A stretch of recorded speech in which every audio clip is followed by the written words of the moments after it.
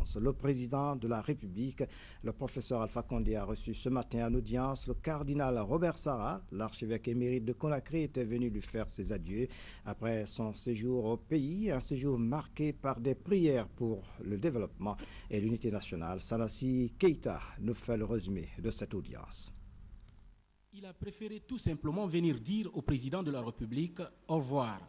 Après un bref séjour dans sa Guinée natale, son éminence cardinal Robert Sarah se retourne au Vatican pour d'autres missions, avec l'espoir de voir son pays retrouver enfin sa place dans le monde. Je tenais aussi à vous dire un grand merci pour toutes les facilités pour mon voyage à Koundara. Ça s'est très bien passé. J'ai senti également la fierté de cette population pauvre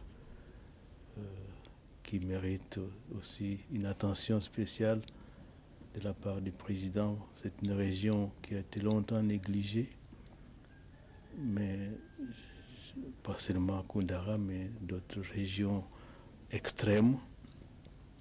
J'espère en tout cas que vous aurez une attention pour cette région qui, je pense, mérite aussi un peu de joie, un peu de bonheur. En tout cas, tout ça s'est bien passé. Le retour également, je suis passé par Bouquet, ensuite Kamsar, et puis Bofa. Et avant de partir, je tiens à vous dire un grand merci pour toutes les facilités que j'ai pu bénéficier pour rendre mon séjour très agréable. Et je repars donc ce soir pour Rome, et puis ensuite pour Haïti, où il y a eu un grand tremblement de terre il y a un an, et je dois voir là-bas qu'est-ce qui est possible de faire pour aider cette population. Et donc je me confie aussi à votre prière, parce que chacun de nous a besoin de l'aide de Dieu, quelle que soit sa fonction. Je suis heureux de me faire accompagner par les nonces apostoliques. Je vous le recommande pour que le Saint-Père se sente à l'aise ici, bien accueilli. Si vous pouvez lui faciliter également son installation, parce qu'il n'a pas encore tout à fait ce qu'il faut. Et je suis certain que c'est un privilège pour la Guinée que le Saint-Père ait choisi notre pays comme résidence de l'Annonciature. Et je pense que nous devrons nous aussi mériter cette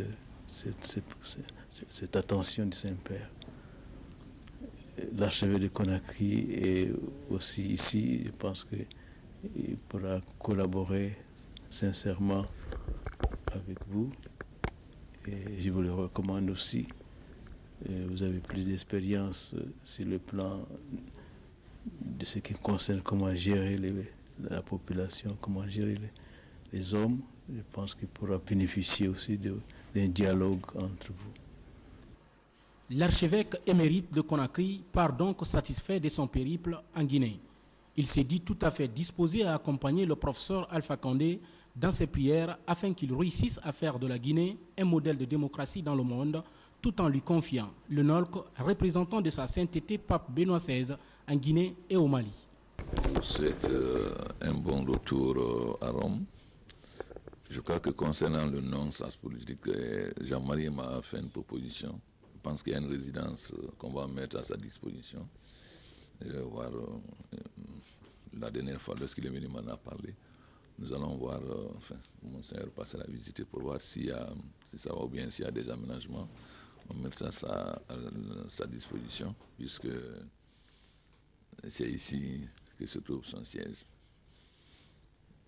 J'espère que nous continuerons à bénéficier de vos conseils et aussi de l'aide que l'Église peut nous apporter. J'espère que, étant donné que nous sommes dans une situation très difficile, il faudrait que là où vous êtes aussi, vous pensiez comment aider l'Église guinéenne, parce que le Vatican a quand même quelques moyens. Donc il faudrait nous aider un peu, parce que vous savez, vous-même, vous avez toujours dit que le problème de la Guinée, c'est le changement de mentalité. Donc les changements sur le plan matériel est plus facile, mais le changement au niveau de la mentalité est plus difficile. Je pense que vous en avez été conscient, puisque vous en avez tout le temps parlé. Donc il faut nous aider par vos prières, mais aussi l'Église aussi doit nous aider par ses sermons pour amener les Guinéens réellement à privilégier le bien public et à accepter une certaine discipline. Parce qu'aujourd'hui, notre pays, c'est l'anarchie. Bon, l'anarchie s'est installée partout. Et donc, beaucoup de mauvaises habitudes ont été prises. C'est pourquoi je dis que la Guinée marche sur sa tête, qu'il faut qu'on apprenne à marcher sur nos deux pieds, nos deux jambes. Donc, je compte beaucoup. J'espère que Monseigneur Coulibaly continuera la tradition de dire la vérité aux Guinéens. Parce que le pouvoir seul ne peut pas. Il faut que, à la fois, le pouvoir temporel et le pouvoir spirituel se donnent la main pour qu'on puisse faire amener les Guinéens à comprendre que le changement impose des sacrifices à tout le monde et que chacun accepte ses sacrifices au départ parce que ça permettra de transformer le pays pour le grand bonheur de tout le monde. Je suis convaincu que partout où vous serez, vous penserez à la Guinée et que vous ferez en sorte de continuer à servir la Guinée partout où vous serez. Le président de la République, chef de l'État, compte ainsi incessamment sur l'appui de l'Église guinéenne dans son entièreté pour réussir sa mission délicate de changer la Guinée au bénéfice de tous les Guinéens. Dans l'actualité encore, le nouveau ministre de l'administration du territoire et de la décentralisation entend donner une nouvelle dynamique aux collectivités décentralisées. Alassane Condé, en prenant en fonction ce lundi, semble déterminé à surmonter les difficultés qui pèsent sur le développement des collectivités à la base. La passation de service a été présidée par le secrétaire général du gouvernement. Abdrahmane Koulayalo a suivi la cérémonie. C'est dans une atmosphère détendue, empreinte d'une volonté politique de changement, que s'est déroulée cette cérémonie de passation de service entre les ministres sortants en charge de l'administration du territoire et des affaires politiques, de la décentralisation et du développement local et le nouveau ministre de l'administration du territoire et de la décentralisation. Pour la circonstance, le secrétaire général du ministère de la décentralisation et du développement local et le représentant des syndicats des deux départements ont exprimé leur gratitude au nom de leurs travailleurs à l'endroit des deux ministres sortants, tout en exprimant leur volonté commune à collaborer avec le nouveau patron de l'administration du territoire et de la décentralisation. Dans la même lancée, les deux ministres sortants ont exprimé leur reconnaissance à l'endroit du Premier ministre de la Transition pour le bon déroulement du processus électoral, avant de souhaiter une bonne réussite au nouveau ministre de l'administration du territoire et de la décentralisation.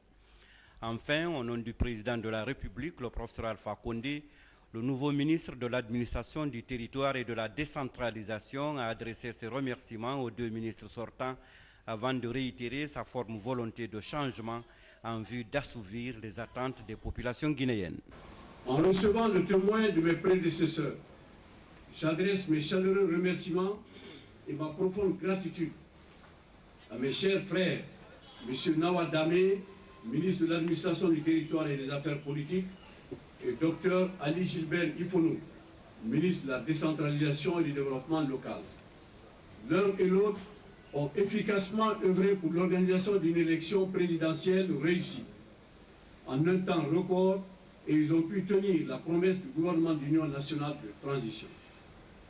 Aussi, me lègue-t-il des chantiers tels que la lettre de politique nationale de la décentralisation et du développement local, avec une forte perspective consolidée dans la nouvelle constitution qui porte sur la régionalisation et la mise en œuvre du Haut Conseil des collectivités locales. C'est au terme de ce discours que le secrétaire général du gouvernement a déclaré avoir officiellement installé dans ses fonctions le nouveau ministre de l'administration du territoire et de la décentralisation, mettant ainsi fin à cette cérémonie. Après 11 mois passés à la tête du département de tourisme, Madame Si Mariam Diallo passe le témoin à Haya Mariam Baldé. Le nouveau ministre prend fonction au moment où le secteur du tourisme demeure moins productif malgré ses énormes potentialités. Ablaye Diallo signe son reportage. Madame Si Mariam Satina Diallo cède le fauteuil à Hadja Mariam Baldé comme ministre du Tourisme, de l'Hôtellerie et de l'Artisanat. La cérémonie de passation des services a mobilisé cadres, amis et collaborateurs du département pour féliciter et encourager la ministre sortante et surtout exhorter la nouvelle locataire à œuvrer pour l'amélioration des prestations des services du secteur.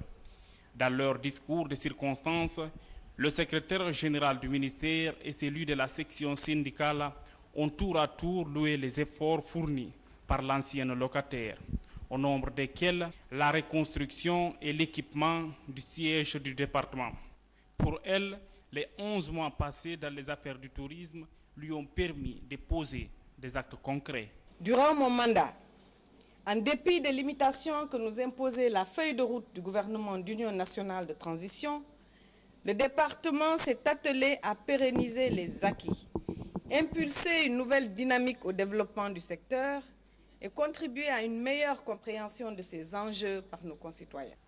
La Guinée est un pays touristique qui dispose d'énormes potentialités naturelles lui permettant de se développer. C'est pourquoi la nouvelle ministre du Tourisme a tendu une main franche à tous les collaborateurs pour élever le défi. Il est primordial pour l'avènement du changement véritable prôné par le chef de l'État que chacun de nous cultive en soi et chez les autres une nouvelle éthique du vrai bâtisseur de la nation que nous devons être. En effet, plus rien ne doit plus être comme avant. Donc, il faut se mettre au travail. Ce travail qui éloigne de nous 3 grands maux, l'ennui, le vice et la pauvreté, et nous rend indépendants en nous épargnant de toute forme de soumission. Comme à l'accoutumée, c'est le secrétaire général du gouvernement qui a présidé la cérémonie. Une cérémonie au cours de laquelle des cadeaux ont été offerts à Madame Si Mariama Satina Diallo par les travailleurs pour témoigner l'amour et la sympathie qui ont régné entre eux pendant son mandat. Le ministre de la Jeunesse et de l'Emploi et celui des Sports ont été installés dans leurs fonctions le week-end dernier à Conakry. Les discours tenus à cet effet donnent de l'espoir à la jeunesse et aux sportifs. Le point avec Nabi Zakaria Bangoura. Le ministère de la Jeunesse, des Sports et de l'Emploi des Jeunes est scindé en deux. Il s'agit désormais du ministère de la Jeunesse et de l'Emploi des Jeunes et celui des Sports. Ainsi en a voulu le décret portant nomination des membres du gouvernement de la Troisième République, dirigé par le professeur Alpha Condé, chef de l'État, président de la République. Sanoussi Bantama Sow remplace Mariam Biabogui à la tête du département de la Jeunesse et de l'Emploi des Jeunes. Et Elhaj Aboubakar Titi Kamara, ancien footballeur international qui a désormais la charge de diriger le département du sport. Ces 2 ministres ont pris fonction le week-end dernier en présence des parents, amis et les cadres des 2 départements. Le secrétaire général du gouvernement a à l'occasion transmis le message du chef de l'État, un message qui invite les nouveaux ministres à relever le défi. Les ministres sortants, Tcherno Alou Diaouné et Mariam Biabogui, ont tour à tour remercié le président de la transition, Sekouba Konaté, son premier ministre Jean-Marie Doré, pour la confiance placée en leur personne en les nommant à la tête de ces 2 départements durant la transition. Ils ont également attiré l'attention de leurs successeurs sur un certain nombre de progrès réalisés et d'autres projets en cours d'exécution pour le bonheur de la jeunesse guinéenne. En prenant fonction, les nouveaux ministres de la Jeunesse, de l'Emploi et les Jeunes et celui des Sports ont remercié le professeur Alpha Condé, président de la République, pour leur nomination. Ils ont invité les cadres de leurs départements respectifs à s'impliquer activement pour relever le défi avant de mettre l'accent sur leurs priorités. Vous me permettrez de lancer un appel à toutes les structures de jeunesse pour l'organisation dans les jours qui suivent et sur toute l'étendue du territoire national d'une journée de réflexion sur la situation générale des jeunes.